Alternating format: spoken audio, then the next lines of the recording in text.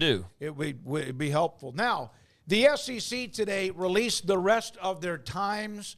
Obviously, there's 16 teams. We're not going to show all the schedules. Some of you have already brought up some of the things you liked. I saw an Oklahoma fan saying that he likes the fact that only 2 games will kick at 11 or 12. One of the things about that, the Fox Big Noon kickoff was that was the best game of the week, and so Oklahoma was going to be in that game quite a bit, but I know that became a negative as well. Now, here is one weekend. It's just really hard to slam 3-2 beer that long. I don't even think that exists anymore. Do they get rid of 3-2? I mean, I haven't had it in a long time, but I think that went away. I don't know that Oklahoma folks. Can you correct? Hey, Emory, they still have the diluted beer in Oklahoma? They have 3-2? Oh, yeah, I thought so. Yeah. I'll tell you, when Florida State played there a few years back, my friends from college and I thought we were champions. Yeah. We were like, put down a 30 crack all by myself. I completely forgot about the Cross Canadian Ragweed song. Yeah. And I was just sitting there like, I've had 7 beers and I could drive a forklift right now. Yeah. No, I think that went away a while ago. Yeah. All right, here's one weekend. This is the opening weekend. You have ABC's going to have one hell of an opening act of college football. August the 31st, you have Clemson and Georgia. You have Miami and Florida, Notre Dame and Texas A&M, and then also on Sunday, the following day, which is always a day before the NFL or 2 weekends before, USC and USC and LSU in Baton Rouge, or in Vegas, excuse me.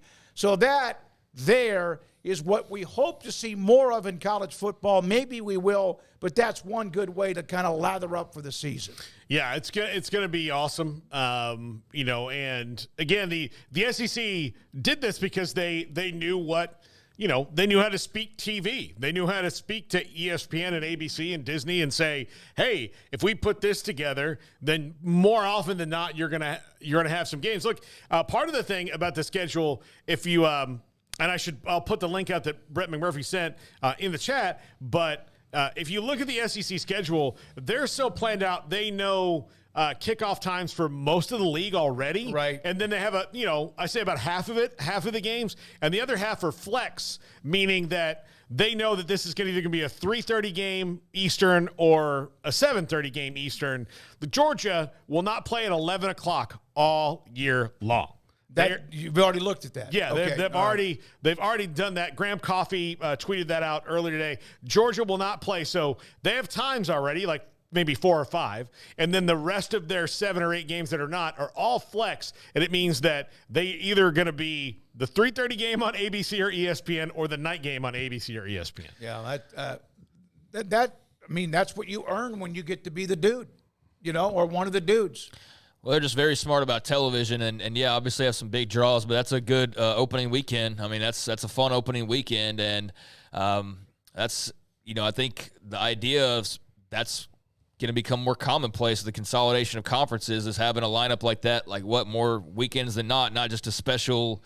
It's the opening week, so we've got all these big games, but ideally every weekend is going to have bigger and bigger games because you're putting more big name teams in the same league and having them play each other on a more regular basis. So yeah, all of a sudden USC Michigan's a conference game that you're going to get later in the year as opposed to maybe in week 1 or 2 or whatever games along those lines. But I am curious about the future of non-conference games and just sort of what those look like, because who's to say Clemson Georgia's not a conference game here in about the next 3 or 4 years or something. But I like taking on all challengers. I like scheduling big games in the non-conference. And I think with those other two, you can kind of do what you want if you go and play at Georgia or play Notre Dame. So, yeah, I'm all for these types of matchups early on in the year, and that's a sexy-looking opening weekend right there. I mean, that's a lot of fun, and then capping it off with USC LSU on a Sunday will be great. So, yeah, I'm looking forward to that. Yeah, that's just a golly, and those are the games that even if you have a favorite team and a team that's good or not, that's the day you hope you get to sit at home if you're not at a game yourself and just veg out on all of that. Not to mention there's probably 3 to 5 of the games that weekend that are really, really good too.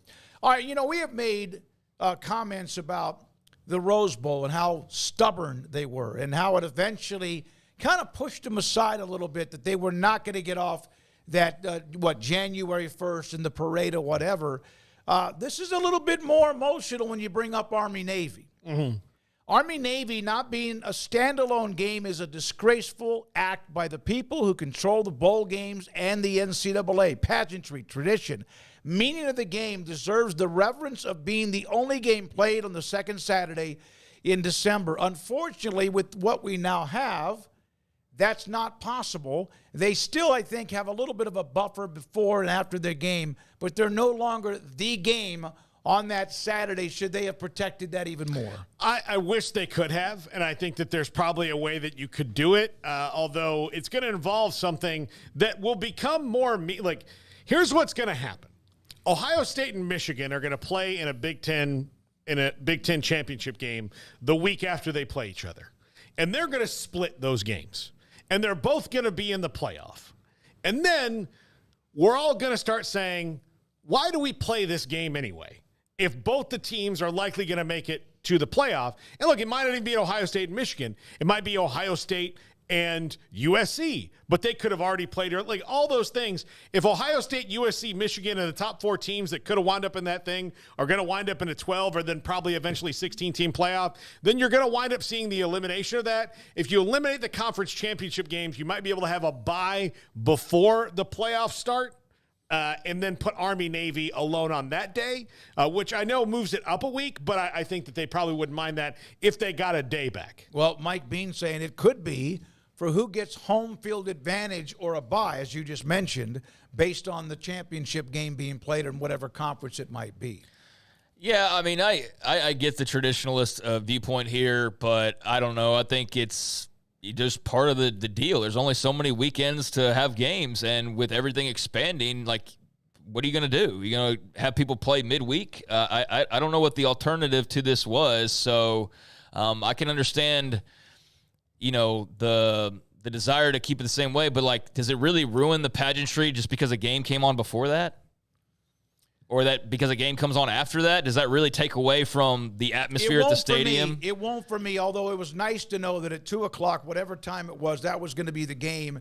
It's also nice to know that, like, it's not the only game that day, and, like, hey, that's cool. We got, like, a bowl game. Then we get Army-Navy, which is, like, the main game of the day, and then we get another game after that. Like, I don't know. I'm all for, like, watching more college football, and it kind of sucks when it's Army-Navy, and that's all you get. It's like, oh, well, I want more college football. So I get the more traditional view of this, like the Rose Bowl, like a lot of other things that are changing now.